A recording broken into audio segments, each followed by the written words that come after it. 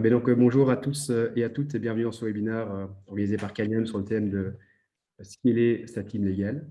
Mon nom est Adrien Van den Branden et donc pour ceux qui ne me connaîtraient pas, je suis le cofondateur et CEO de Canyon, la plateforme pour automatiser vos opérations légales en tant que juriste d'entreprise. Donc, avant de lancer Canyon, moi j'ai été avocat d'affaires pendant 5 ans, j'ai travaillé chez Linklaters, CMS, mais également j'ai été juriste d'entreprise où j'ai effectué quelques années dans des boîtes de tech, dont la dernière en date qui était le startup studio eFounders. Durant ces années, moi j'ai beaucoup été recruté, j'ai recruté quelques fois moi-même, et c'est pour parler de ce thème ô combien important qu'est le recrutement que j'ai le plaisir d'inviter ici Audrey et Solange. Audrey et Solange, peut-être première question, comment allez-vous? Très bien, merci. Ça va? Vous êtes à l'aise? Merci d'être là. C'est vraiment un plaisir. Est-ce que vous pouvez commencer par vous présenter brièvement à chacune? Audrey, à toi l'honneur. Merci Adrien, merci pour ton invitation et bonjour à tous. Pour ma part, je suis juriste de formation et je me suis très rapidement tournée de l'autre côté, du côté chasse de tête, avec un vrai coup de cœur pour ce métier que j'exerce depuis maintenant 12 ans. Et je suis aujourd'hui donc chez Fen Legal, manager d'une équipe et que j'accompagne donc mes clients avec mes collaborateurs, des clients qui sont uniquement de mon côté, en tout cas, industrie et services, avec une grosse partie start-up également, mais je travaille aussi avec des grands groupes, notamment du CAC 40. Je les accompagne sur le recrutement de juristes, de fiscalistes, jusqu'au profil de directeur, et aussi sur des missions de management de transition. Et donc, j'adore ce métier parce que ça me permet de mettre en relation ces candidats, donc vous qui recherchez un beau projet, et je fais en sorte qu'il y ait un bon matching avec mes clients. Et en plus de ça, j'ai co-créé avec Pierre Landy le Fleet Network pour French Lawyers in Tech, qui du coup est le réseau de juristes dans la tech et de startups où on est plus de 300 membres aujourd'hui. Et j'ai la chance aussi d'animer l'émission qui s'appelle le Legal Club Sandwich. Et je suis ravie d'être avec vous aujourd'hui. Mon tour. Je crois, oui. Alors, bonjour à tous. Donc, moi, je suis Solange Legas-Dostres, directrice juridique du groupe Believe. Believe est un groupe d'origine française à la base et aujourd'hui qui est présent dans une cinquantaine de pays dans le monde. Et nous proposons aux artistes des services et un accompagnement aux artistes de la musique et ainsi qu'aux producteurs de la musique assez variés, donc dans plein de territoires différents. Et notre cible sont principalement les artistes et les producteurs indépendants de musique. Moi, je suis directrice juridique de Believe depuis 2017. J'ai fêté mon 4e anniversaire il y a peu. Avant Believe et la musique, j'ai fait toute ma carrière dans les télécoms, où j'ai commencé en tant que stagiaire et j'ai fini en tant que directrice responsable juridique d'une équipe. Donc la directrice juridique que je suis aujourd'hui, bien évidemment, elle est nourrie de toutes mes expériences passées et ça vaut aussi dans le recrutement, bien évidemment. Donc aujourd'hui, en tant que recruteur, moi, je suis riche de mes expériences de candidate, de recruteurs elles-mêmes, de connaissances de contextes variés, d'entretiens variés, de choses comme ça. Donc on s'améliore. À chaque recrutement, on intègre toute nouvelle expérience et c'est important de le garder en tête parce qu'on va tous être le recruteur de demain à partir d'expériences qu'on a eues par le passé. Mhm. Oui, super intéressant. Et déjà, quelques bons insights ici. Peut-être avant d'entrer dans le vif du sujet, on va passer à des aspects plus pratico-pratiques. Donc, le webinaire se déroulera en 2 parties. Il y aura une première partie discussion, une cinquantaine de minutes, 4 thèmes qu'on va aborder. La préparation, la chasse, l'interview, et puis le closing du candidat / gestion des refus. Et puis une deuxième partie à la fin du webinaire sur des questions-réponses qu'on abordera à la fin. Donc, n'hésitez pas, et là je m'adresse aux participants, à déjà, si vous avez des questions, à les poser au fil de l'eau dans le chat ou dans le Q&A, et on y reviendra à la fin. Mais donc, si vous avez une question qui pop up, n'hésitez pas à déjà la poser. Pour le dérouler, donc c'est Solange qui va principalement parler de son expérience, tandis que Audrey et moi, on rebondira quand il le faudra avec nos questions bien choisies.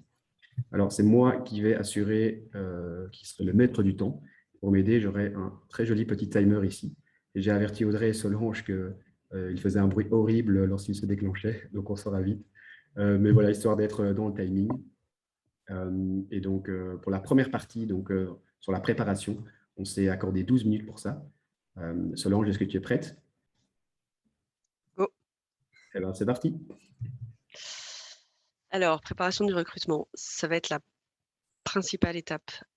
On l'oublie un petit peu, mais c'est elle qui va vous permettre de bien nourrir toutes les étapes qui viennent d'abord. Dans la préparation du recrutement, il y a plusieurs volets, plusieurs phases. La toute première phase, pour moi, c'est l'identification du besoin. Donc, identifier le besoin, ça veut dire quoi? Ça veut dire tout d'abord identifier où il y a un manque. Alors, ce manque, il faut avoir des indicateurs pour le repérer. Et dans les indicateurs, on peut avoir, il peut être assez varié, ça dépend un petit peu de l'organisation de votre équipe, d'autres activités, de l'endroit où vous implémentez. Mais grosso modo, on peut dire le montant des frais d'avocat. Donc, quand vous allez avoir des frais d'avocat élevés, généralement, ça montre que vous avez besoin de beaucoup d'avocats, donc beaucoup de ressources juridiques. Donc, bon, donc il y a ça existe. La surcharge de travail, je pense que ça, c'est le premier critère auquel on pense tous, parce quand on est sous l'eau, on se dit qu'on a besoin d'aide. Ça peut être des délais de traitement qui s'allongent, qui sont anormaux, qui génèrent de l'insatisfaction, des demandes de clients internes, des clients qui peuvent avoir besoin d'un avocat, d'un interlocuteur juridique dédié sur la problématique, le besoin d'intégrer une nouvelle expertise, le besoin d'intégrer une compétence managériale, le besoin de devoir aller adresser. Alors c'est lié à l'acquisition d'une nouvelle expertise. Ça peut être soit dans un domaine juridique donné, soit dans un territoire donné, un pays donné. Donc tous ces éléments-là, ça va vous permettre à un moment donné de dire j'ai besoin d'avoir d'avoir une ressource complémentaire. Et selon sur ces indicateurs, donc tu les as cités ici, c'est très clair. Comment est-ce que tu les as déterminés? Un peu de manière empirique, hein. Je suis arrivée chez Believe, il y avait 2 juristes, j'étais la 3e, aujourd'hui on est 27. Donc forcément en voyant un peu, en ressentant un peu le besoin et en essayant de pouvoir de qualifier, parce qu'à un moment donné, il ne s'agit pas de recruter, il s'agit de recruter, quoi et comment et où. Donc ça a été vraiment au fil de l'eau. Aujourd'hui, un de mes indicateurs clés, moi, c'est les frais d'avocat, mais c'est lié à la structuration de Believe. C'est-à-dire que Ouais. chez Believe, on a une équipe qui est au niveau du siège, basée en France. On a des juristes dans un certain nombre de pays. Et il y a plein de pays où j'ai pas de juriste. Donc, dans ces pays où j'ai pas de juriste local, je vais avoir mes juristes du siège qui vont travailler et je vais aussi demander à des avocats locaux. Quand les frais d'avocats locaux vont dépasser un certain seuil, 20, 30, 40, ça veut de, Ouais. 1000 euros. Après, ça va dépendre de la monnaie dans le pays, bien évidemment, du niveau de la monnaie dans le pays. Là, je vais me dire: «Ah attention, alerte, est-ce que j'aurais pas plutôt intérêt à avoir, quelqu'un en interne?» J'ai un autre indicateur aussi que j'utilise, que je mixe, astucieusement avec le premier, qui est de dire combien de temps passent mes juristes, du siège Ouais. à traiter des problématiques d'un pays donné. Combien de temps passe tel juriste à traiter de cette problématique-là? Donc grosso modo, quand j'ai, un de mes juristes du siège qui passe 25-30 de son temps sur un pays, là, ça allume une petite alerte aussi. Où je me dis: «Bah, attention, il y a un pays qui est très demandeur de ressources juridiques. Pourquoi?» Il peut y avoir plein de raisons et donc je vais l'adresser et voilà, ça identifie un besoin que je Mhm. dois ensuite évaluer. Ok, super clair. Ensuite, toujours dans l'identification du besoin, il y a une fois que vous avez identifié ce manque, il faut pouvoir réfléchir à quand est-ce que ce besoin il va se manifester, vraiment? Est-ce que c'est tout de suite, immédiatement? Alors généralement quand on est en surcharge de travail, on est déjà en retard et on pense que c'est pour hier. Ou est-ce que je suis en train d'anticiper ce qui va se passer dans 6 mois, 12 mois, 24 mois? Ça, c'est ce qu'on va souvent vous demander dans des startups, c'est de savoir anticiper ce qui va se passer, dans l'année à venir. Alors c'est pas facile en startup parce que tout bouge très, très vite. Mais c'est important quand vous avez besoin d'internaliser une nouvelle expertise et bien, en fait, savoir connaître la stratégie de la société à long terme, la vision du groupe, quelle activité, quel territoire, quel nouveau marché. Ça peut vous aider à dire: «Attention, à partir du moment où j'ai cette stratégie-là de société qui est prévue, moi, je ne vais pas avec ma structure juridique actuelle, je ne vais pas pouvoir suivre, je vais avoir besoin d'une ressource complémentaire. Donc ça, c'est aussi une question à vous poser. Est-ce que c'est maintenant ou est-ce que vous êtes dans l'anticipation? Si vous êtes dans l'anticipation, il faut en permanence essayer de monitorer les signes faibles ou gros, à vous de les choisir en fonction de votre organisation, qui vont vous permettre d'avancer là-dedans. Ok. Et en Et donc ça, c'est sur l'identification du besoin. Euh, pour pallier ce manque, je crois que tu as plusieurs solutions qui s'offrent à toi. ouais, ouais. Ouais. Alors, c'est vrai que quand on pense un besoin, j'ai un manque dans une équipe juridique, on pense forcément au recrutement. Oui. C'est pas forcément la seule solution. Il faut vraiment garder chez chakra ouvert, on va dire, réfléchir. Il y a des solutions internes, des solutions externes. Alors, les solutions internes, ça peut être vous mettez un énorme coup de collier, vous bossez, vous vous cramez pendant 1 mois ou 2, vous et votre équipe, et puis ça va passer parce que c'était juste une montée en charge d'1 mois ou 2 et ça va passer. Ça peut arriver. Il faut faire attention à ce que ça dure pas juste 6 mois ou 1 an. Ça peut être délégué, identifier ce que vous pouvez déléguer ou pas à d'autres personnes juridiques, en dehors de la direction juridique aussi. Ça peut être également réduire le scope d'intervention de la direction juridique. Donc là, on n'est pas en mode croissance, on est en mode attention, mes juristes font beaucoup trop de choses, je vais recentrer sur ce que doit faire la direction juridique, sur la mission de la direction juridique. Ça peut être également réorganiser une équipe, structurer différemment l'équipe, industrialiser certaines choses, mettre des process en place.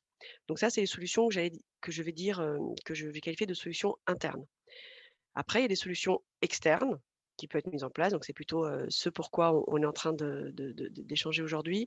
Dans les solutions externes, on a le recrutement. Alors, un recrutement, ça peut être un CDD, ça peut être un intérim, ça peut être un CDI, ça peut être un avocat, à un moment donné où on va demander à un avocat de nous aider, soit en détachement, soit en externe. Ça peut être prendre un consultant pour certains sujets. Ça peut être adopter un outil à installer. Donc, à chaque situation de besoin peut correspondre une solution différente. Et c'est très important de se poser la question de la solution parce que intuitivement, besoin, recruter, je pense que c'est trop simple. Quand on ne réfléchit pas, on ne se pose pas la bonne question, c'est la solution la plus facile à avoir, c'est pas forcément la solution la plus adaptée. Ça, je bien compris. Je reprends ici un peu le rôle de maître du temps pour dire, une fois qu'on est passé en mode on veut recruter quelqu'un, peut-être qu'on peut passer à, à l'écriture déjà de la fiche de poste. Comment est-ce que ça s'arrange du coup à ce niveau-là? Ouais. Alors, une fois qu'on a identifié, on a un besoin. Oui. Avant même de recruter la fiche de poste, moi, ce que je recommande, c'est de fixer quelle organisation on veut avoir. C'est-à-dire que vous avez une équipe qui existe, ou pas d'équipe du tout, et là c'est plus simple, mais si vous avez une équipe qui existe, n'importe quelle arrivée va avoir un impact sur les autres. Donc il faut que vous fixiez bien le périmètre et les missions de la personne. Et donc pour faire ça, une fois que vous avez réfléchi à ça, il faut que vous l'écriviez. C'est là qu'on écrit la fiche de poste. Donc sur cette fiche de poste, vous allez avoir le rattachement hiérarchique de la personne, le lieu où elle travaille, ses missions précises, ses tâches, ses clients internes, son expertise, quelle expertise dont vous avez besoin, quelles sont les soft skills dont vous avez besoin, quelle est l'expérience attendue qu'elle peut avoir. Donc, il y a tout ça à prendre en compte. Il y a également, j'en ai déjà parlé, déterminer l'impact sur l'équipe qui existe. Donc, cet impact, ça peut être un impact en termes de périmètre, ça peut être un impact en termes de rattachement. Et en fonction du changement que ça va induire sur l'équipe, parfois, il faut gérer un petit peu de conduite du changement. Pas toujours, mais voilà. Donc, ça veut dire, conduite du changement, ça veut dire quoi? Ça veut dire préparer, annoncer, expliquer et pouvoir expliquer à quel point ça va apporter du mieux. Et donc, fort logiquement, dans toute cette phase-là, pensez à l'organigramme. Mhm. Mettez-vous en tête l'organigramme de votre équipe parce que tout de suite, vous allez essayer de voir où sont les frottements éventuels et où sont les impacts. Juste là-dessus, je ne peux que rebondir avec du coup à mon expérience de chasseuse parce que ce que tu dis est tellement important Solange et c'est paraît tellement évident, mais ce n'est pas toujours le cas. Cette préparation avec la fiche de poste, justement, je le vois chez mes clients, certains m'appellent en me disant Audrey, je voudrais un juriste contrat. Et quand je lui demande quel type de contrat, voilà, ils me répondent parfois quelqu'un qui négocie des contrats, sauf que c'est pas du tout vraiment très précis. Et en fait, quand ça se passe mieux, que c'est plus fluide, c'est que le client a bien réfléchi en amont, le directeur juridique ou les RH justement, à quel type de contrat, à quel moment le juriste va être impliqué, quelle seniorité il faut, etc. Et il faut que ce soit hyper précis et bien réfléchi. Et ce que je vois, c'est qu'un recrutement va être beaucoup plus ciblé, beaucoup plus efficace quand il y a eu toute cette période de préparation en amont. Comme j'imagine, Solange, quand tu briefes un avocat qui est sur un dossier, tout ce temps de préparation, en fait, il est tellement important en interne. Et moi, je le ressens en fait quand je dois recruter pour un de mes clients. C'est pas toujours efficace et quand il y a ça. J'ai un bon exemple là-dessus. J'ai un client qui avait beaucoup réfléchi, audité les opérationnels en interne aussi pour leur demander quels besoins ils avaient. Et le recrutement a été tellement plus limpide après parce que les gens étaient prêts en interne. Moi, j'avais des bonnes infos et après, les candidats, on pouvait enchaîner la suite. Et il y a aussi un point, je crois, quand on avait discuté en amont, c'est la partie rémunération. Oui.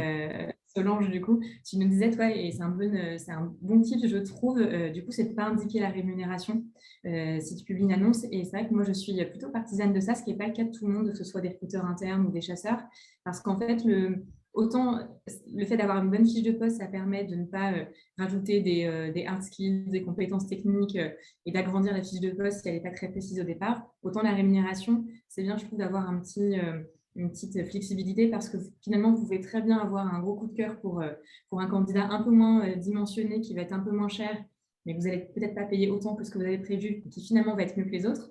Et puis, à contrario, avoir un profil finalement plus expérimenté où vous dites, en fait, c'est cette personne-là qu'il me faut et je vais être prêt et je vais pouvoir la payer davantage. Donc, c'est bien d'avoir cette flexibilité à mon sens. Et d'ailleurs, c'est pour ça que dans cette étape aussi sur la préparation de l'entretien et du recrutement, travailler sur le profil, c'est super important. Parce qu'une fois qu'on a identifié les missions, l'organigramme, etc., on va avoir logiquement sur il me faut qui alors? Il me faut quelle expérience? Est-ce que c'est un junior, un confirmé, un senior? Quel parcours professionnel? Est-ce il aura besoin d'évoluer ou pas? Est-ce qu'il aura besoin de manager ou pas?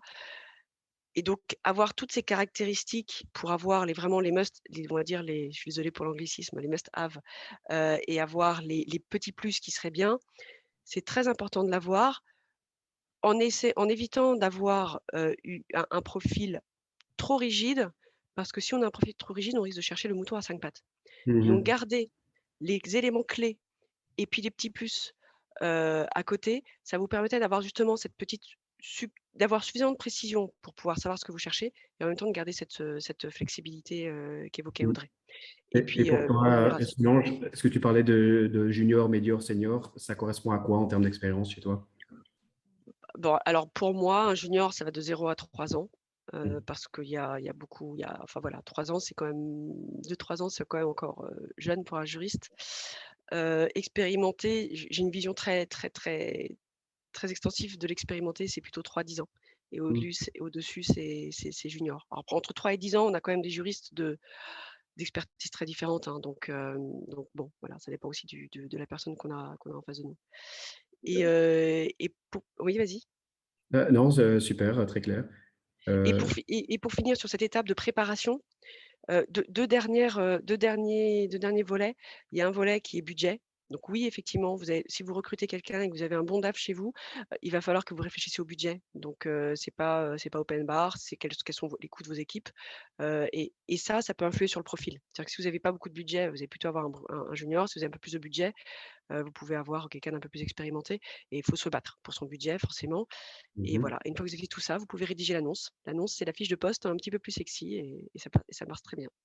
Est-ce que c'est Et toi, justement, Oui, vas-y, Audrey, vas-y, j'en prie. pardon, Solange, sur ce que tu dis sur le fait justement au niveau du budget, forcément, même si c'est quelque chose qu'on n'aborde pas tout de suite dans un recrutement, on ne va pas parler de rémunération tout de suite, et parfois en effet même, c'est même pas sur la fiche de poste. Mais j'ai eu le cas d'un client qui en fait avait réussi à négocier, et bravo à lui, un beau budget pour un très très joli poste, et il se trouve qu'on a trouvé 2 profils un peu moins dimensionnés. Il a réussi à recruter 2 personnes qui coûtaient un peu moins cher, et du coup qui lui apportent d'autres choses, et voilà. Donc là, typiquement, ça a un peu évolué, mais ça a permis d'avoir une organisation un petit peu différente de ce qu'il avait prévu, avec les mêmes compétences, mais une organisation un peu différente. Et le budget a été à peu près respecté. Donc, sauf exception comme ça, il faut rester un peu souple. Super. Ouais, regardez, regardez le timer, on est vraiment dans les temps. Alors, j'ai un peu triché, j'ai rajouté 2 minutes parce que je sentais qu'on n'allait pas y arriver sinon. Mais sinon, on y est bien. Ta dernière question, Solange, plus fun fact, est-ce que c'est toi qui rédiges la fiche de poste ou alors c'est le RH? Voilà le Non, bruit. c'est moi. Alors, c'est moi qui rédige mon premier jet. Je la soumets généralement à la DRH et maintenant j'ai un certain entraînement. Donc, Très clair. généralement, elle ne me la retouche pas. Ce qu'elle peut retoucher, c'est éventuellement, vous savez, le tout début où il y a le côté Believe est un groupe. Bon, voilà, là, Ouais, c'est le message corporate habituel. Mais super. après, non, c'est moi qui la rédige, en effet. Ok, top. Alors, on va donc super intéressant déjà cette première question de la préparation, ce premier thème. On va passer maintenant au deuxième thème, la chasse, publication, sourcing et sélection. Pour ça, à nouveau, on a 12 minutes. Et Solange, c'est de nouveau toi qui ouvre le bal. Alors, sur la chasse, je ne vais pas être très imaginative. Hein. Sur le sourcing, il y a 3 situations. Soit vous faites aider d'un cabinet externe et Audrey, je pense, pourra en parler aussi beaucoup. Soit vous le faites avec l'aide de votre DRH, soit vous le faites vraiment tout seul. Premier cas de figure avec un cabinet externe, avantage, c'est peut-être plus confortable, plus rapide et un cabinet externe peut faire beaucoup de chasse pour le coup, parce qu'il y a un réseau, parce qu'il travaille en mode projet pour plein de raisons. Bon, l'inconvénient, ça va avec, hein, c'est que c'est un peu plus cher qu'un autre recrutement, donc c'est un budget aussi qu'il faut avoir. Il faut identifier, je pense que tous les profils peuvent faire l'objet de la chasse. Après, est-ce que vous, en tant que recruteur, vous avez besoin, d'avoir un cabinet de recrutement qui va vous aider à chasser? C'est à vous de voir quelque part. En ce qui me concerne, moi, j'ai eu recours à des cabinets de recrutement quand j'avais plusieurs recrutements à faire en même temps et donc je m'en sortais pas de gérer, 4 recrues en même temps, c'était un peu compliqué. Ou quand j'avais un profil rare ou de haut niveau, où là, il y a un écrémage de tellement de je suis désolée pour l'expression, mais on reçoit tellement de candidats qui sont, pas du tout adaptés, qu'on passe énormément de temps dessus, donc ça me permet de demander à un cabinet de m'aider. Après, un cabinet de recrutement, c'est pas non plus la panacée absolue. Tous ne se valent pas. Donc, c'est très important de les tester, de s'assurer qu'ils ont bien compris votre besoin, de s'assurer que le fit passe très bien, parce que comprendre un besoin, c'est une chose, mais il faut aussi que la personne comprenne quelle est votre façon de travailler, quelles sont vos attentes vis-à-vis de vos équipes, quelles sont vos valeurs aussi importantes. Et ça, il faut s'assurer que le cabinet l'a bien compris avant d'avancer avec lui. Et ça, je rebondis sur ce que tu dis, Solange. Forcément, je ne peux qu'approuver. Alors, évidemment, moi, je vais vous dire que passer par un cabinet de recrutement, c'est génial, évidemment. Mais pas dans tous les cas. Et Solange, tu vas nous expliquer aussi les cas où tu es passé en interne, comme tu le disais. Mais quand vous passez par un cabinet de chasse, c'est vraiment un partenariat qu'il faut avoir en tête. C'est vraiment un conseil que je donne de mon côté. Comme tu disais, il faut vraiment tout expliquer en amont. Et je reprends un petit peu la comparaison avec l'avocat sur la partie échange et relationnel. Parce que nous, on est là en tant que chasseur pour vous accompagner, vraiment vous conseiller, et on a envie que ça marche. On est vraiment votre allié, en fait.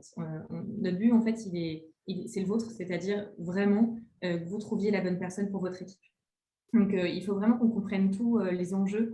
Donc, tout ce que tu disais, Solange, auparavant, sur l'organigramme, sur ta réflexion, sur j'ai plusieurs personnes, par exemple, sur cette matière-là, il en faudrait une plus expérimentée. Tous ces aspects-là, cette réflexion-là, nous, si on peut l'avoir, ça nous aide énormément dans notre recherche.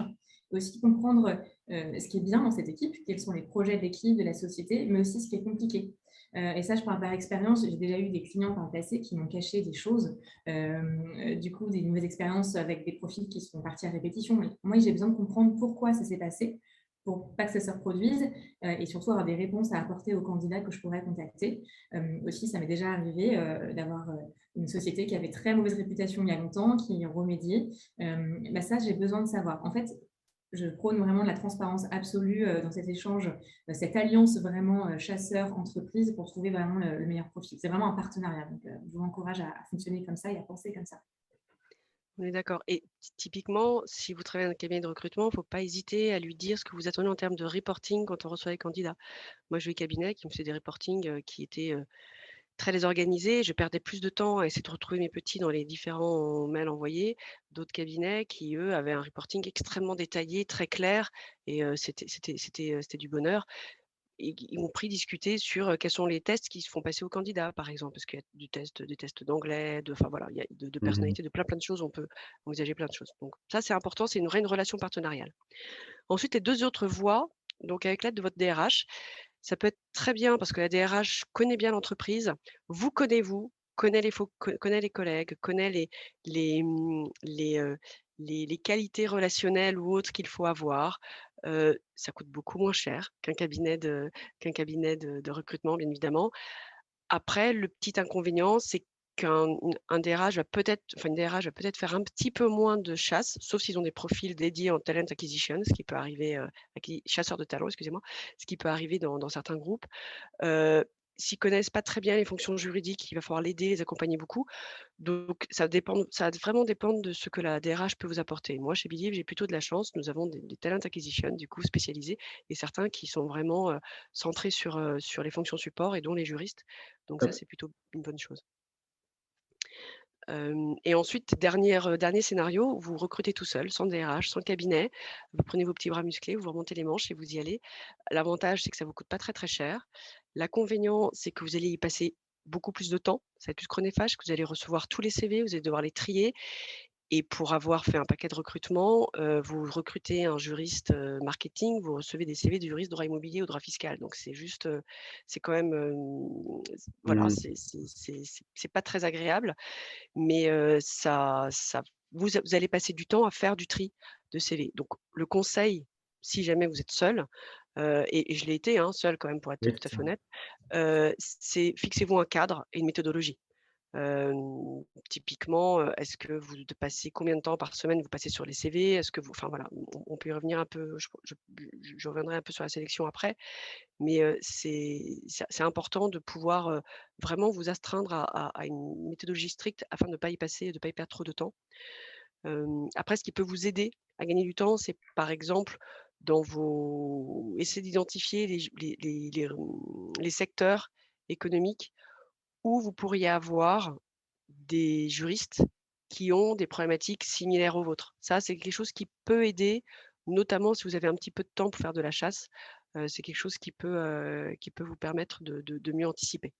Ou des juristes qui rencontrent des problématiques communes ou des défis semblables en termes par exemple, en termes de start-up. Si vous êtes dans une start-up, vous allez chercher des juristes qui ont plutôt l'état d'esprit start-up plutôt que des juristes qui sont dans des groupes beaucoup plus structurés depuis 30 ans et qui ont peut-être moins d'appétence pour ça. Et alors, Solange, là, j'ai une question pour toi.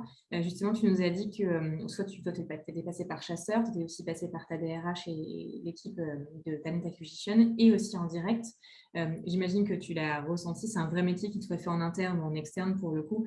C'est hyper chronophage et en plus de ça, ça t'a pris un temps de dingue, j'imagine.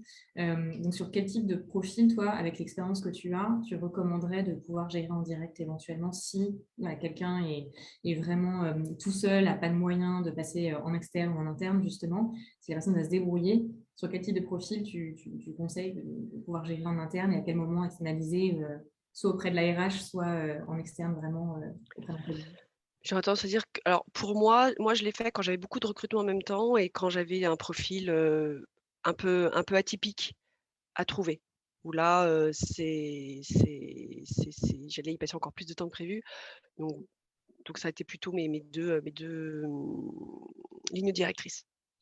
C'est un exemple de profil atypique? Structuration.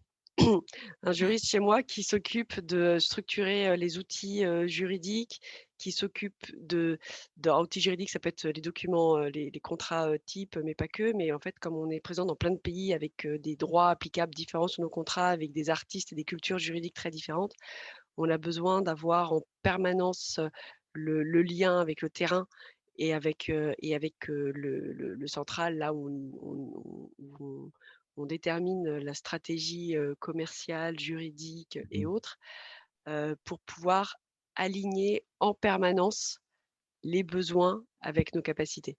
Et donc, du coup, moi, j'ai recruté des profils de juristes qui sont vraiment dédiés là-dessus, qui vont pas faire beaucoup de négociations, mais qui vont principalement étudier le besoin juridique dans l'entreprise et comment est-ce qu'on l'adresse.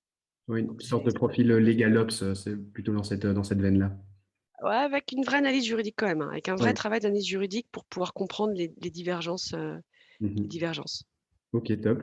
Donc, une fois que tu as reçu les différentes offres, chassées ou alors spontanées, comment est-ce que tu opères la sélection? Est-ce que tu as des tips là-dessus?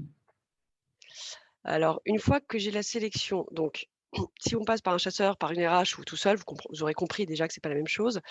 Moi, ma petite méthode, et chacun la sienne, j'entends ça dire, mais ma petite méthode, c'est que j'y passe grand maxi 1 heure par semaine, où je fais le tri des CV.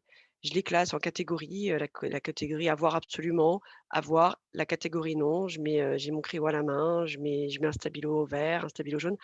Et voilà, et ce qui me permet d'avoir je me donne un temps dans ma semaine pour faire ce tri-là. J'en ressors avec, ma, grosse dizaine de CV dont sur la grosse dizaine, il y en a peut-être 2 ou 3 qui sont à voir absolument.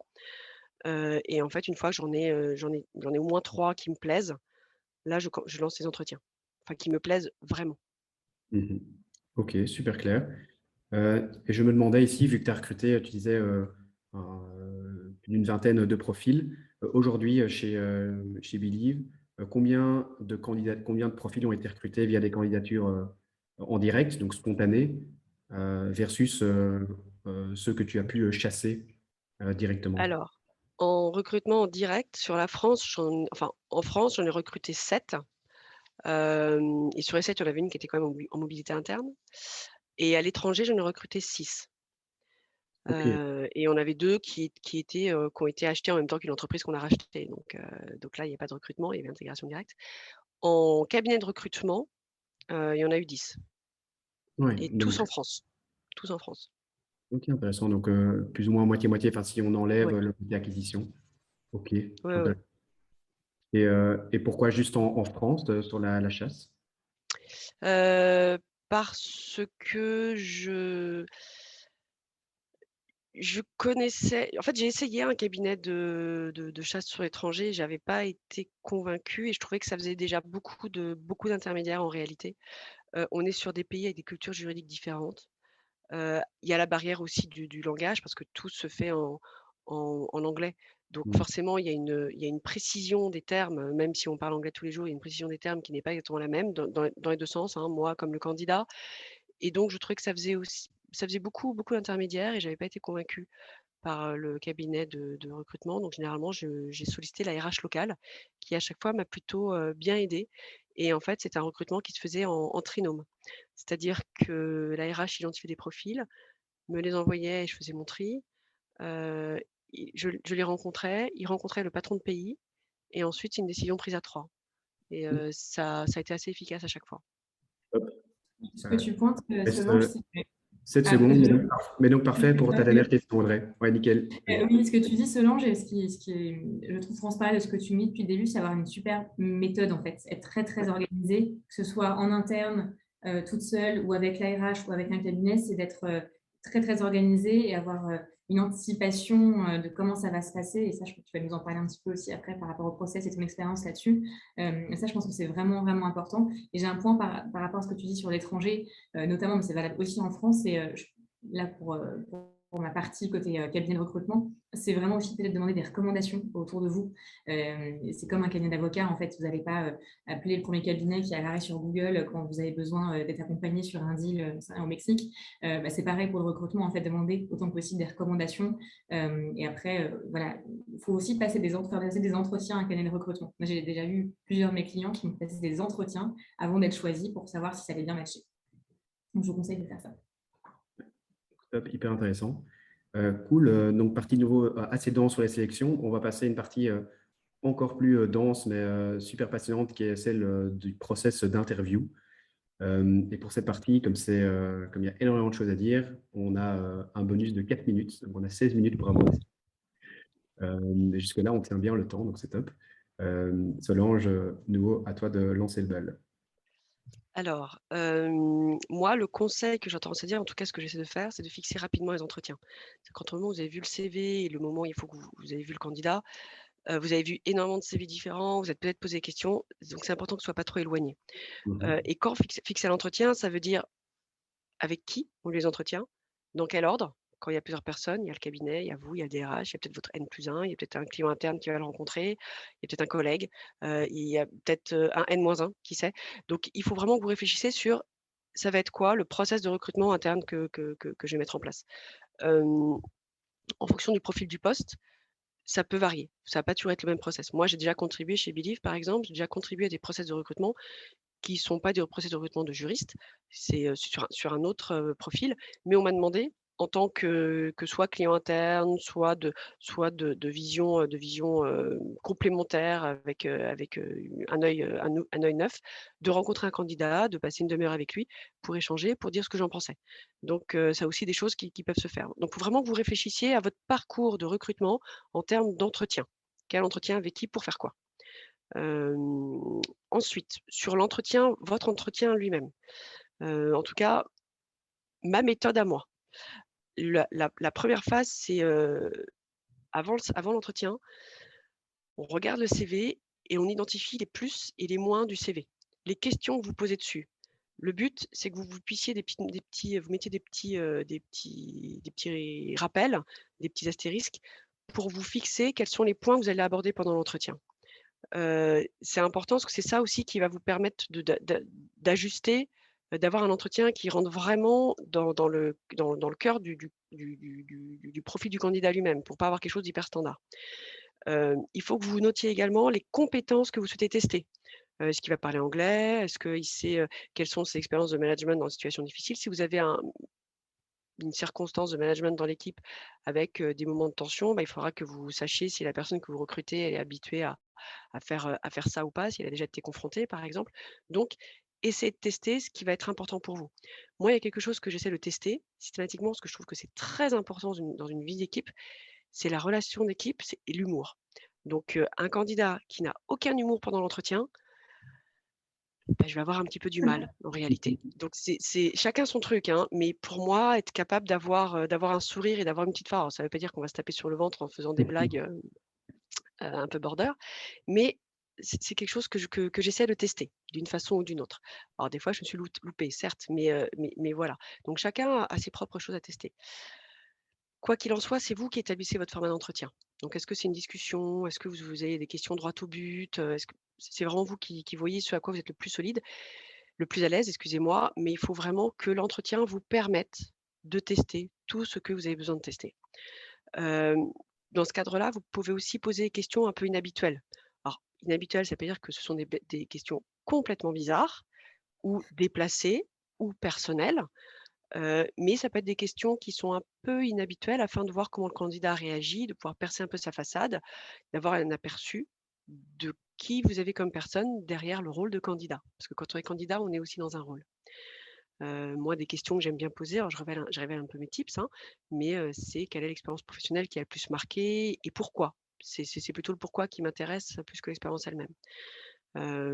J'ai un collègue, lui, qui demandait systématiquement: «Et comment avez-vous trouvé l'entretien?» à la fin de l'entretien. Donc c'est voilà, c'est un peu, Je la chaque pose aussi pour info. bah, voilà, par exemple. Oui. Et après, du coup, vous avez compris de tout ça qu'un entretien ne va pas être le même selon que vous allez recruter votre N-1, votre N-2, un stagiaire, un CDI, un intérimaire. Ça va pas être la même chose. Donc ça, c'est vraiment à vous de trouver, le bon rythme. Moi, mon rythme d'entretien, c'est généralement je suis assez classique. Donc je fixe un timing au candidat et généralement, je propose au candidat qui se présente. Pendant sa présentation, je l'informe avant quand même que je vais l'interrompre et oui, je l'interromps régulièrement, la discussion s'enclenche. Il y a beaucoup d'allers-retours et puis ensuite on parle du poste, de l'adéquation du candidat au poste et ensuite on finit sur des Q&A. De questions et réponses. Il y a Super. aussi un petit conseil que je peux donner, parce que ce que tu dis, c'est une conversation et que le candidat, c'est un bon moyen quand vous le recevez en entretien, c'est d'avoir quelqu'un qui donne des exemples, pas juste évidemment dire je suis autonome, ça ne veut rien dire, mais plutôt voilà, que la personne vous explique vraiment concrètement en quoi elle était autonome. Et là, il y a une méthode qui est vraiment bien, qui est utilisée par certains RH surtout en entreprise, c'est la méthode STAR, où en fait la personne, vous pouvez même lui dire je vais utiliser la méthode STAR, c'est-à-dire vous devez expliquer une situation donnée. Racontez-moi la fois, un peu comme tu disais Solange, la fois où vous avez dû, par exemple, travailler en autonomie sur tel ou tel sujet, la fois où vous avez dû travailler avec des opérationnels. Ça, c'est la situation. La personne nous explique ensuite les tâches concrètes qu'elle avait à réaliser, ensuite quelles actions elle a mis en œuvre pour arriver à la fin au R, donc le résultat. Et ça permet de structurer un petit peu l'entretien et ça peut aussi vous aider en tant que recruteur en interne, quand vous passez un entretien, de suivre la méthode STAR. Voilà. Ouais, top cette méthode, parce que c'est vrai que c'est plutôt une méthode qu'on utilise un peu dans le project management, hein, d'une manière générale, mais effectivement appliquée à l'entretien d'embauche, ça marche super. Solange, je sais que toi, pendant l'entretien, tu as certaines règles que tu maintiens. Est-ce que tu peux nous en parler? Ouais. En fait, la toute première fois que j'ai dû recruter des juristes, je suis allée voir ma DRH de l'époque, j'étais dans un grand groupe heureusement, et je lui ai dit: «Écoute, j'ai toujours été recrutée, j'ai jamais été recruteur. Bon, je vois grosso modo ce que c'est, mais est-ce que tu as des tips? Est-ce que tu as des petits tuyaux à me partager, des conseils?» Et je me souviens que cette DRH enfin RRH dont je me souviens encore, je me souviens très bien de son nom, m'avait dit qu'elle avait 3 règles d'or et je les applique encore aujourd'hui. Les 3 règles d'or sont les suivantes: 1, le candidat parle plus que moi, ce qui est logique. Mhm. Mais figurez-vous qu'il y a pas mal de recruteurs qui s'entendent beaucoup parler. 2, toujours rebondir sur une affirmation. Le candidat dit quelque chose, on dit: «Pourquoi? Donnez-moi un exemple. Comment avez-vous fait? Apportez-moi une précision». précision. Et qu'est-ce que vous en avez pensé? Et qu'est-ce que ça vous a fait? Et 3e règle d'or, le feeling. Toujours être extrêmement attentif au feeling. La personne que vous allez recruter, vous allez travailler avec. Donc si vous ne sentez aucun feeling pendant l'entretien, il n'y a pas de raison que ça se poursuive plus tard. Et ça, le feeling, c'est quelque chose qui est très subjectif. Donc voilà, faut faire aussi attention, hein. Le feeling, ça veut pas dire discrimination, on est bien d'accord, mais c'est important d'avoir des choses, quelque chose qui passe avec, la personne que vous allez recruter. Ouais, ouais. Top. Dans l'entretien en tant que tel, donc il y a toute une série de questions que tu poses et des affirmations sur lesquelles tu rebondis. Moi, je m'intéressais sur les compétences techniques en fait, du candidat. Donc, on recrute aussi un juriste pour son expertise. Comment est-ce que tu testes ça en pratique dans l'entretien ou en dehors? Alors c'est assez variable en fait.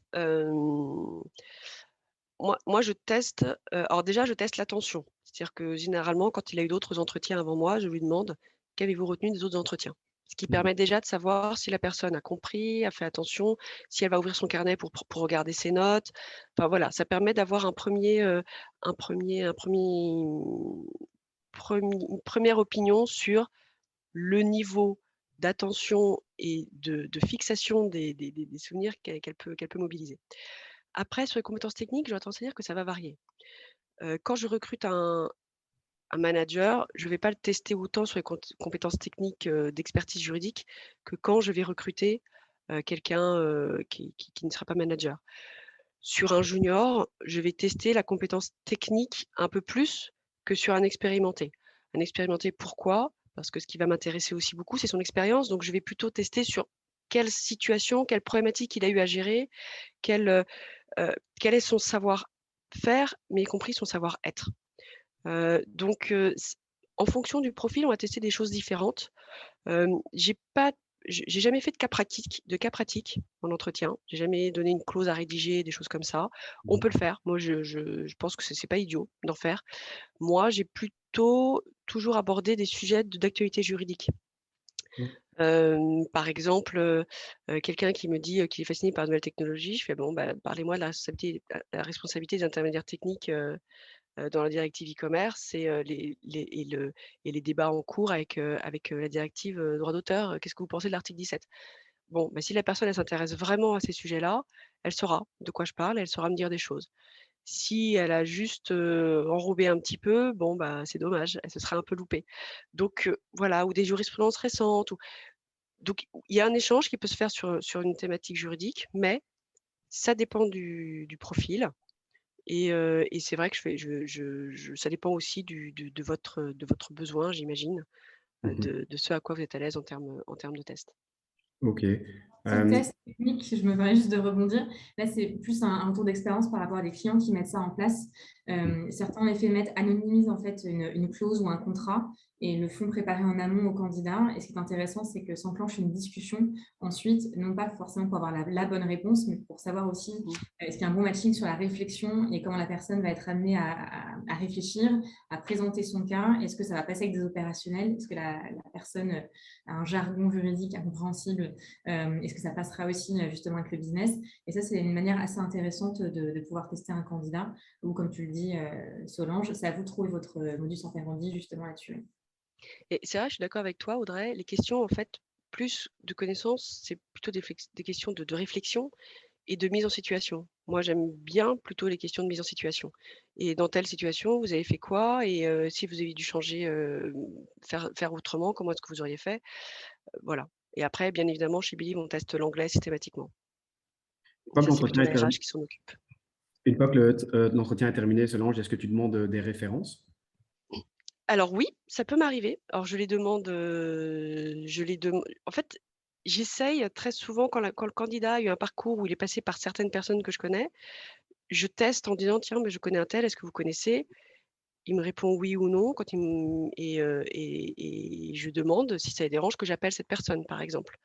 Donc il peut y avoir une surprise ou pas. Après, globalement, je demande régulièrement à des candidats des références pour pouvoir les contacter. ce qui permet, et là, on a des choses qui sont très différentes. On a des candidats qui arrivent d'entrée de jeu avec la référence, la lettre de recommandation, elle arrive quasiment avec le CV. D'autres qui n'y ont jamais pensé, qui préfèrent pas, qui hésitent. Je pense qu'il ne faut pas avoir peur de donner un nom pour un contrôle de référence. Ça rassure le recruteur. Ça ne veut pas forcément dire que la personne qu'on va appeler va vous porter au nu ou au contraire vous descendre. Je pense que c'est un échange de bonne foi de recruteur à recruteur et c'est vrai que moi j'ai plutôt bien aimé ces échanges-là. Et là, je complète ce que tu dis, Solange. Je suis vraiment très d'accord avec ce que tu dis parce que les références, c'est un bon moyen de savoir concrètement comment ça s'est passé. Un ancien manager, ça peut être aussi un N-1 quand vous recrutez un responsable pour votre équipe. Ça, c'est hyper intéressant et c'est un conseil que je donne aussi. C'est d'appeler du coup quelqu'un qui a été managé par le candidat en question, si c'est sur un poste de manager que vous le recrutez. Point important aussi, c'est que vous ne pouvez pas en fait appeler un référent sans l'accord du candidat. Ça, c'est beaucoup de personnes ne le savent pas. J'ai encore un client il y a 3 semaines qui m'a dit « Audrey, j'ai appelé un tel. » Je lui ai dit « Non, vous n'avez pas le droit, donc attention. » Et là, la peur de mes clients sur ce retour d'expérience-là, c'est que les clients me disent « Mais si on a l'accord du candidat et c'est le candidat qui nous fournit le nom des personnes à contacter, c'est que les références vont être forcément très bonnes. » Je vous assure que non. Parce que déjà, parfois, j'ai déjà eu l'effet inverse où les références étaient extrêmement mauvaises. Donc, je l'ai prévenu le candidat quand même aussi. Et autre point important, c'est que la personne qui est appelée en référence, elle est là aussi pour nous donner des éléments sur la façon dont la personne travaille. Et ça peut être un bon indicateur sur l'autonomie d'une personne sur tel ou tel sujet ou sur une progression que la personne a eue. Et même si ce n'est pas 100% positif, pardon, ça peut vous donner une indication sur la manière dont fonctionne la personne, comment elle a évolué, comment elle peut évoluer et comment elle pourra s'intégrer dans votre équipe. Donc, ça peut être un élément de facilitation et d'accompagnement pour vous si vous pensez intégrer cette personne-là. Là, c'est vraiment très important, je trouve. Et peut-être que la référence ne sera pas 100% parfaite, entre guillemets, mais elle sera parfaite parce que le poste en question que vous avez peut correspondre à cette personne-là. Donc ça, je pense que c'est vraiment intéressant d'avoir ça en tête. Et j'aimerais juste donner un élément là à vous qui nous écoutez, ce qui allait recruter plein de gens, je vous le souhaite. C'est qu'un entretien, c'est une rencontre qui se fait, comme tu le disais Solange, entre un recruteur, toi directrice juridique Solange, mais vous autres aussi manager juridique qui recrutez des gens, et un candidat. C'est vraiment une rencontre. Et ça se fait dans les deux sens, c'est-à-dire que la personne qui fait passer l'entretien, elle doit aussi vendre son projet, vendre son entreprise, surtout quand la personne a été chassée. Forcément, quand la personne a postulé, elle a vu, j'imagine que tu l'as vu Solange, des candidats qui du coup étaient hyper à fond sur Believe. Du coup, et c'est pour eux la meilleure société qui existe. Ils veulent vraiment à tout prix te rejoindre et rejoindre ton équipe. Il y a d'autres personnes qui ont été chassées, j'imagine, et qu'il a fallu convaincre. Et je pense que c'est bien avoir ça en tête justement, que c'est une rencontre qui se fait dans les deux sens. Il faut penser aussi à vendre son projet et vendre la société. Attention, pas à survendre parce qu'il faut rester encore une fois transparent. Il ne faut pas proposer monts et merveilles, vendre monts et merveilles du coup à un candidat, mais rester transparent, mais en même temps penser à lui donner envie de vous rejoindre, c'est tellement important. Oui, d'accord. Super, d'accord. Il nous reste encore 1 minute, mais donc de quoi poser encore une autre question. Moi, j'avais une question sur ton funnel d'interview qui a l'air très bien structuré, Solange. Est-ce que c'est quelque chose que tu as construit toi-même ou alors que tu as calqué sur le funnel RH traditionnel, enfin, standard de chez Believe? Un mix des deux. Non, je suis plutôt proche de ce qui se passe dans le process standard de chez Believe. J'ai pas fait preuve de beaucoup d'originalité là-dessus. Donc c'est plutôt non, il n'y a rien de spécifique en vrai. Ils rencontrent la RH et moi, d'abord la RH, après moi ou l'inverse, peu importe. Et puis après, en fonction du poste, ils peuvent rencontrer d'autres personnes aussi. Donc c'est assez variable. OK. Il nous reste Bon. 15 secondes pour peut-être juste un dernier petit tip à la fois de ta part, Solange, et puis d'Audrey. Alors moi, alors, je suis désolée, en 15 secondes, ça va être un peu court. Mais ce que je voudrais dire, c'est qu'après l'entretien, il est ultra important que vous preniez 10 minutes de votre temps pour rédiger le feedback et le partager à toute l'équipe de recrutement, la RH et les autres personnes qui interviennent. Un feedback, c'est quoi? C'est les plus, les moins. Est-ce qu'on continue le process? Est-ce qu'on l'arrête? Est-ce qu'on hésite? Et si on hésite, c'est pourquoi? C'est pour tester quelque chose? C'est parce qu'il y a quelque chose qu'on n'a pas eu le temps de tester, ou il y a quelque chose, il y a des réponses qui nous ont gênés, ou il y a ou qui n'étaient pas claires. Voilà. Ensuite, vous classez vos candidats par ordre de préférence et vous appelez les références et voilà. Faut le faire assez vite après l'entretien parce que c'est encore frais dans votre mémoire. Et après dans les autres petits tips, dans un entretien, faut faire très attention à la communication non verbale du candidat. Comment son regard, comment il se positionne, comment il y a pas mal de choses qui passent par le non verbal, qui peuvent vous donner des indications à tester, encore une fois. Toujours pour alimenter, tester, pas pour partir sur un a priori à partir du non verbal, mais pour tester des choses. Vous, de votre côté, en tant que recruteur, faites attention aux mots aussi. Moi, je me souviens qu'une fois, j'ai demandé à une candidate: «Pourquoi Believe? Pourquoi la musique?» Donc elle m'a répondu un truc, du type, «J'adore la musique, j'adore, enfin voilà, je suis une fan de musique, j'adore aller en concert» et comme tous les candidats me disent ça sans arrêt, j'ai eu le mot malheureux de lui dire, «Non d'accord, mais ça c'est un peu bateau quand même comme réponse, concrètement, c'est quoi qu'est-ce qu'il y a vraiment derrière?» Et elle a été extrêmement vexée par ce mot-là. Et donc ce mot, bateau, elle me l'a ressorti dans 30 minutes qui ont suivi. Elle m'a ressorti: «Ah vous allez encore dire que c'est bateau, mais» enfin, elle a été vexée. Donc, je regrette de l'avoir vexée, ce qui m'a convaincue qu'elle avait pas beaucoup d'humour et qu'il fallait pas qu'elle travaille chez moi, certes. Mais voilà, donc faites peut-être un petit peu attention à certains mots, qui peuvent aussi heurter des candidats. Bien évidemment, pas de questions ou de remarques personnelles. Est-ce que vous avez des enfants? Est-ce que vous êtes mariés? À proscrire. Heu Voilà et puis dernier conseil, ne choisissez pas un candidat dont vous n'êtes pas pleinement convaincu, seulement parce que vous êtes pressé. La bonne personne, bah, parfois ça met du temps à se trouver. Quelqu'un qui est pas exactement adapté, bah, ça sera plus difficile une fois qu'il sera en poste, qu'avant. Donc prenez le temps. En prenant du temps au départ, ça sera forcément gagnant à l'arrivée. Voilà. Je suis d'accord avec toi, Solange, sur le fait évidemment de ne pas prendre la première personne venue. C'est souvent pas très positif par la suite. Et en même temps, là, par rapport au marché actuel, c'est un marché vraiment de candidats actuellement. Et ça peut être compliqué aussi. Donc, il faut être évidemment être convaincu du candidat que vous avez rencontré avant de faire une proposition. Mais attention aussi de bien prendre en contexte le marché. Donc, il ne s'agit pas non plus de prendre la première personne venue, mais si vous avez un candidat qui vous semble vraiment pas mal, qui coche 75% des cases que vous aviez en tête à la base sur votre fiche de poste et qui lui manque peut-être quelque chose, pensez aussi au marché. Peut-être voilà, que ce profil n'existe pas et que cette personne-là, à qui il manque peut-être juste une partie de ce que vous aviez en tête au début, va pouvoir compléter le reste avec son potentiel, avec sa personnalité, avec son envie de vous rejoindre et faire attention au marché et surtout positionnez-vous rapidement sur les candidats. Ça, c'est vraiment un conseil que je vous donne. Les candidats partent vite. Alors, quand je dis partent vite, c'est voilà, vont dans d'autres structures. Ils sont très sollicités par nous tous chasseurs, par les sociétés en direct aussi. Donc l'idée, c'est pas premier arrivé, premier service, ça fait un petit peu marchandise et c'est pas du tout le cas, bien au contraire. Mais on est sur de l'humain et c'est une rencontre. Donc quand vous pensez qu'il y a une bonne rencontre, ne mettez pas trop de temps à vous positionner. Ça sera un conseil que je vous donne pour ne pas voir s'échapper cette personne qui vous semble très bien pour votre équipe. Vraiment. Hyper, oui, hyper Non, concret vas-y. comme tips, et Solange approuve. On va passer à la dernière partie, celle du closing du candidat et la gestion des refus. Ici, on s'est mis 8 minutes. Peut-être qu'on terminera un peu avant, parce que je pense qu'elle sera un peu plus courte. Mais donc, une fois qu'on a fait tout ce travail-là de sélection d'interview, ben on parle du closing hein, ou du refus. Comment ça se passe chez toi, Solange, sur cette partie-là? Alors, bon déjà une fois que j'ai informé mon candidat qu'il est choisi, je lui fais signer sa promesse d'embauche avant de dire aux autres qu'ils ne sont pas retenus, histoire de pas de surprise. J'identifie assez vite la date d'arrivée, donc s'il a un préavis, pas un préavis pour que moi je puisse m'organiser. Donc m'organiser, ça veut dire, informer, préparer l'équipe. Généralement, je ne donne pas le nom du candidat à l'équipe parce que j'aimerais bien éviter le googlisage, qui fait que le candidat arrive en ayant, précédé d'énormément d'a priori.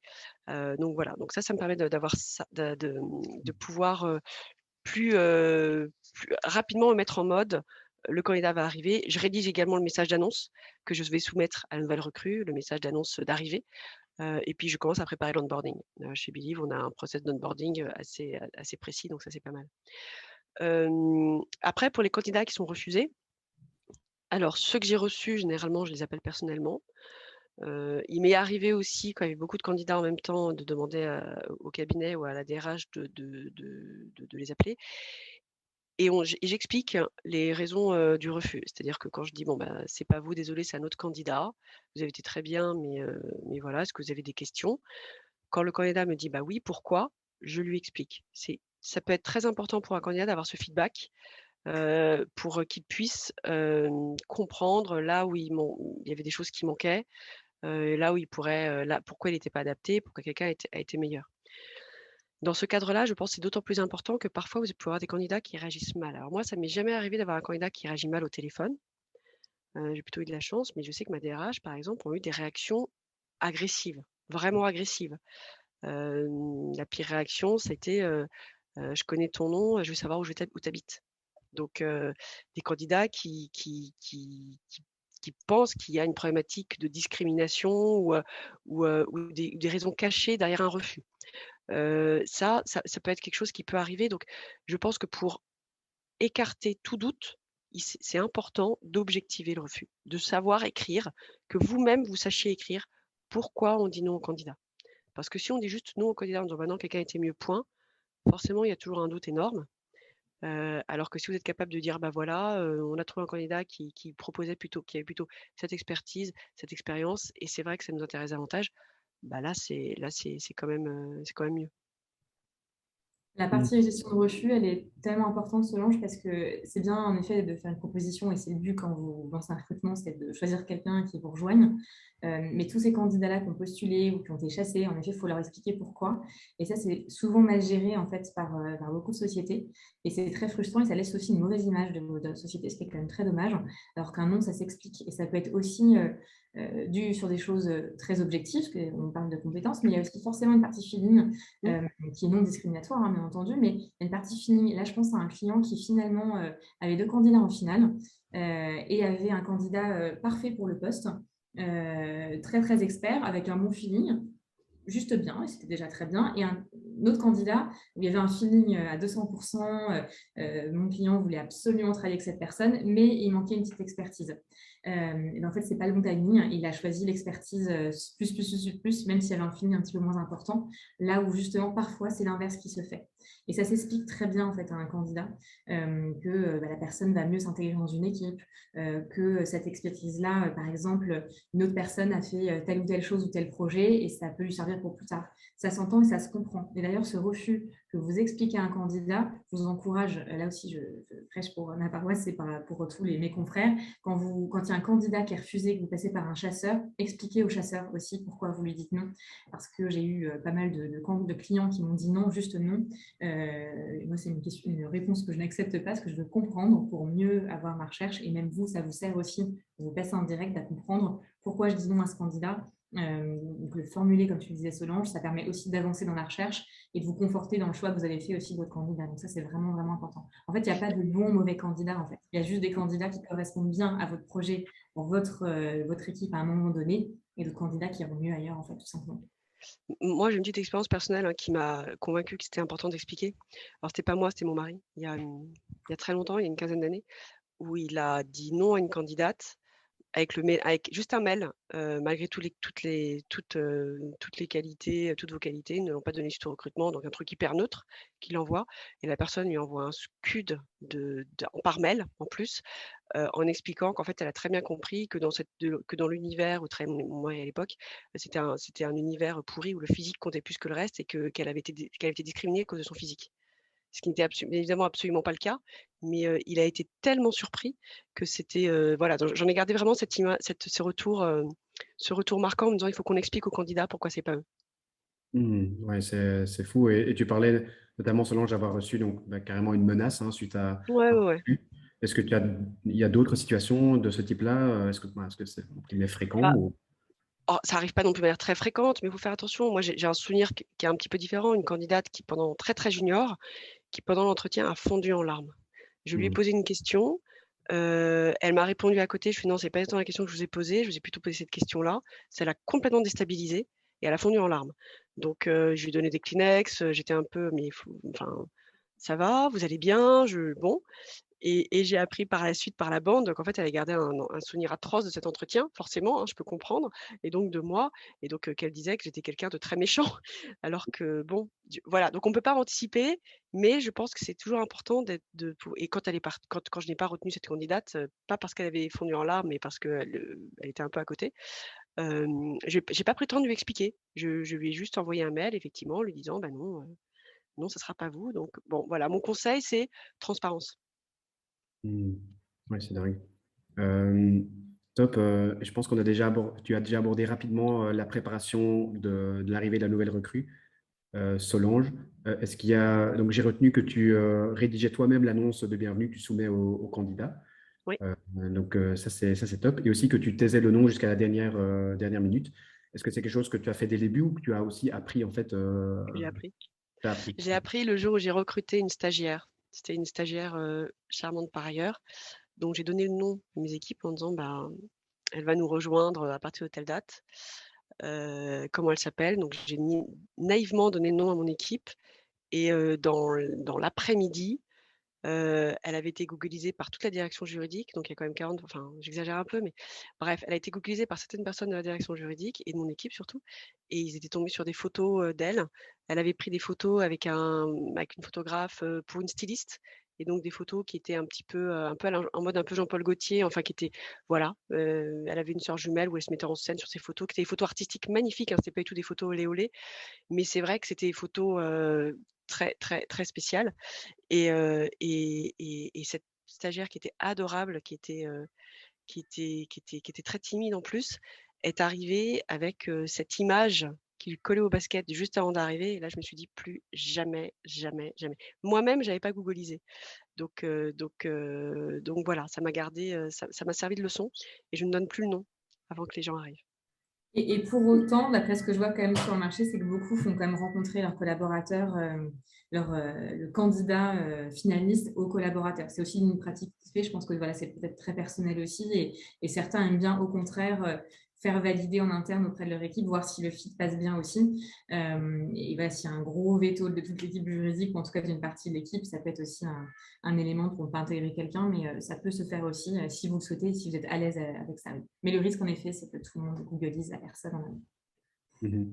Intéressant. Vous avez entendu le bruit très agréable du timer qui a sonné. Donc, on arrive au bout de la première partie sur la discussion. Ben, donc, top, on est resté assez fort dans le timing. Donc, ça, c'est avec un sujet aussi dense que le recrutement. Donc, je pense que c'est déjà une belle performance. Et donc, il va nous rester ici une dizaine de minutes pour parcourir les questions-réponses. Il y en a quelques-unes qui sont déjà tombées dans le chat, et je vais inviter les personnes qu'on représente à reposer leurs questions ici. Il y a une première question de Caroline qui pose à toi, Solange, combien de personnes est-ce qu'il y a la DJ de Believe Today? Je pense que tu as... On est 27, je crois, entre le siège et j'hésite entre 27 et 28. Entre le siège et les pays, et les entités juridiques, locales, en local, dans d'autres territoires. Donc on est 27. Le fait que tu hésites même, c'est juste signe de la taille de l'équipe, c'est juste dingue. Oui, ben, surtout qu'elle bouge beaucoup, donc c'est vrai qu'on fait notre décompte, et puis, enfin bon. Et après, aujourd'hui, j'arrive sur une deuxième étape, c'est-à-dire que l'équipe, je l'ai constituée grosso modo, entre 2018 et 2000. Les années recrues sont arrivées fin 2020. Et là, on va arriver sur une étape où je ne me leurre pas, où au bout de 3-4 ans, des personnes vont commencer à regarder, si elles bougent, si elles bougent pas. Donc, une équipe, c'est un mouvement perpétuel. Et dans ces personnes-là, combien il y a de salariés? C'était la sous-question. Heu, Ils sont tous salariés. Tous les recrutements que j'ai des salariés. Par contre, chez Believe, on est 1500 collaborateurs Mhm. Ok, impressionnant. en tout. Question de Blanche. Solange, comment fais-tu pour trouver des recrues à l'étranger sans chasse, et comment trouver le bon réseau? Alors, c'est vrai que moi, j'ai un peu triché parce que j'avais une RH, alors soit j'avais une RH locale, Ah soit oui. j'avais une RH France qui avait des consultants, qui m'avait trouvé un consultant local. En Inde, c'est ma RH locale qui m'a aidée. En Allemagne, c'est un consultant identifié par la DRH qui m'a aidée. Donc, j'ai un peu triché là-dessus. Il y a d'autres pays, et après sur l'Italie, c'est pareil. Ça a été la RH France, qui m'a aidé à construire la fiche de poste et à diffuser sur les job boards. Donc en fait, ça dépend des pays, mais on peut le faire depuis le central. Mhm. Donc, Donc le bon réseau, après, il y a plus de risques sur un profil, à l'étranger, parce qu'il y a, comme je l'ai dit, hein, il y a moins de précision dans l'échange verbal. Covid oblige, tous les entretiens se sont menés à distance.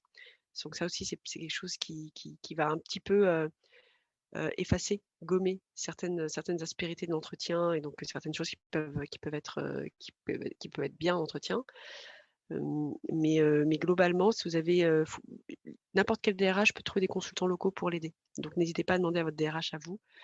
Et puis sinon, dernière possibilité, si vous avez des avocats locaux, demandez à vos avocats locaux s'ils connaissent quelqu'un qui pourrait être bien. Donc après, il faut travailler par réseau.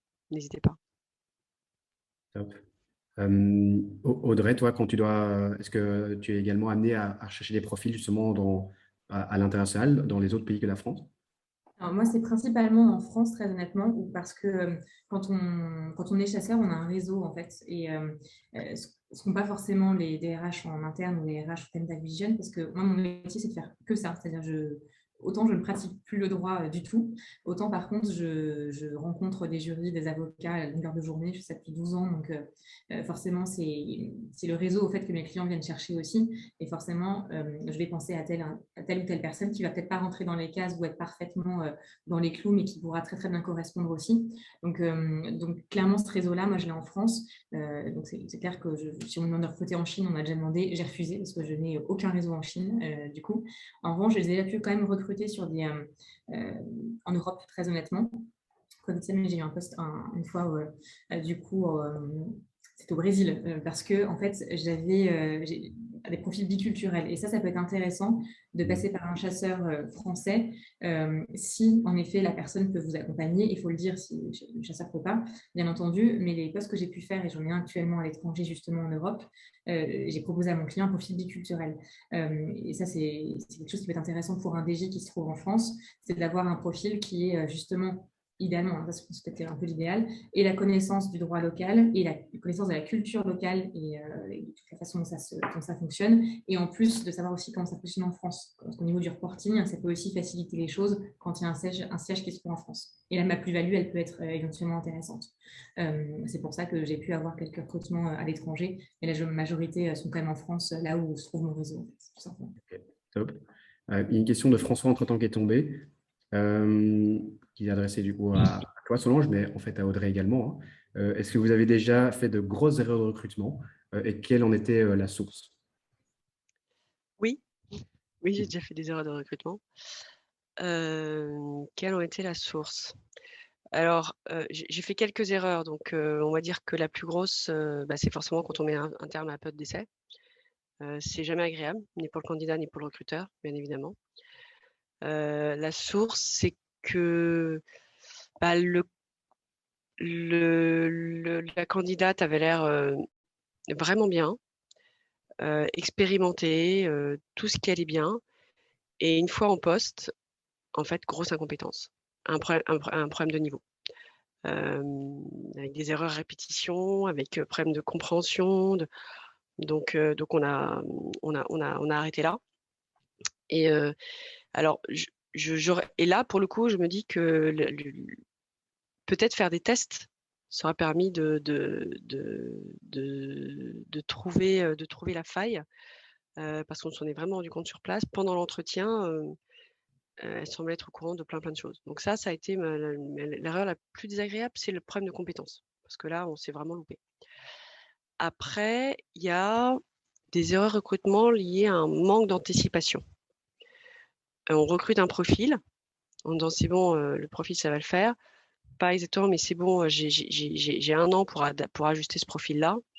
En fait, j'ai pas 1 an, ça se passe en 2 mois. 2 mois plus tard, le job a vraiment changé, l'équipe a changé, le besoin a changé. Et en fait, ça m'est arrivé entre le moment où j'ai dit oui et le moment où la personne pouvait venir, le besoin est complètement changé. Donc en accord avec la personne, au fur et à mesure au cours des mois, on ajuste un peu le poste. Et en fait, je l'ai juste fait changer de poste.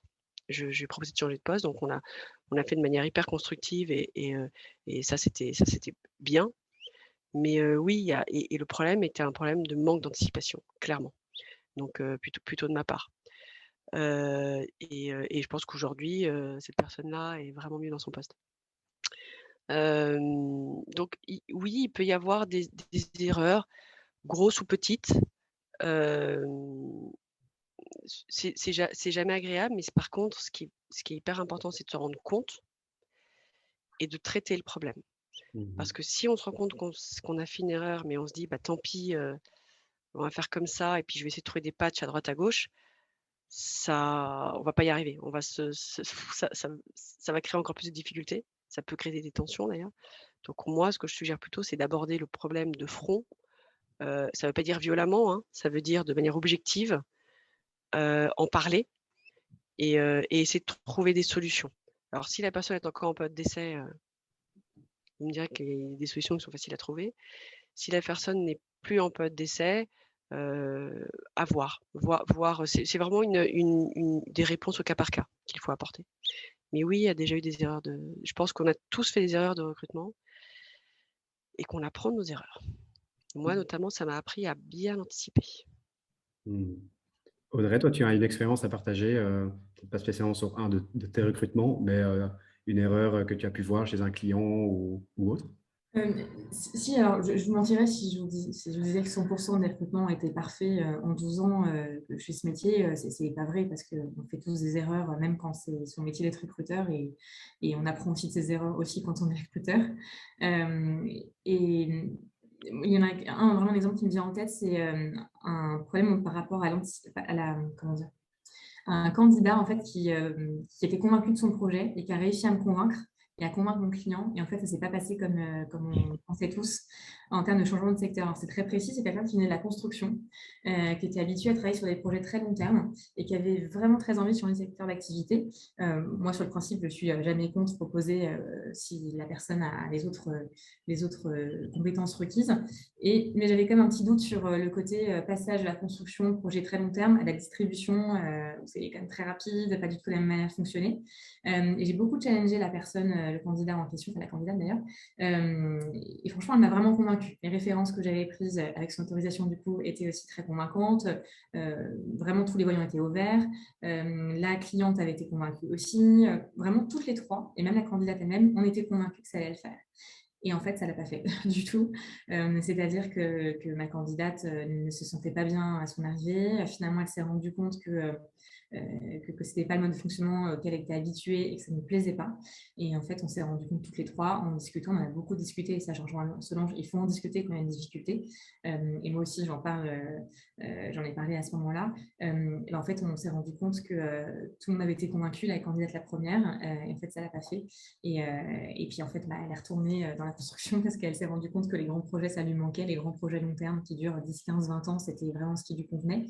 La cliente est évidemment extrêmement déçue, mais cet échec-là, finalement, a été positif pour la candidate. Et moi, ça m'a permis de remplacer cette personne par un autre profil qui correspondait au final beaucoup mieux, d'élargir un petit peu sur d'autres critères. Par exemple, la cliente ne voulait pas d'avocat à la base, et finalement, je vais trouver une avocate qui travaillait avec une clientèle très distribution, et finalement, la greffe a tout de suite pris, et finalement, c'était positif pour tout le monde in fine.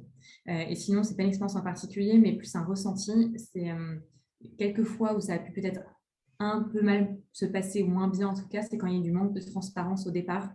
Où le candidat me dit j'aime beaucoup mon poste, ça se passe vraiment bien, par contre sur tel sujet je suis un petit peu déçue quand on fait nous le suivi d'intégration. Et ça, parfois ça m'est arrivé en fait de ne pas avoir l'information parce que moi-même je ne savais pas, alors que j'aurais pu être au courant de ce genre de choses sur une organisation d'équipe, sur un projet dont je n'avais pas été informée, et je n'avais pas pu en fait briefer le candidat sur tel ou tel point. Et ça, je trouve ça un petit peu dommage, d'où l'importance d'être très très transparent autant que possible en tout cas, soit envers les candidats qu'on rencontre s'il y a quelque chose qui va se produire dans la société et que ce n'est pas confidentiel bien entendu, ou en tout cas de l'anticiper quand on choisit quelqu'un, de pouvoir en fait prévenir cette personne qu'il va se passer telle ou telle chose, ou que ça va être dans une telle organisation, et ça c'est bien anticipé, et d'informer votre chasseur quand c'est possible et quand vous passez par le chasseur. Voilà.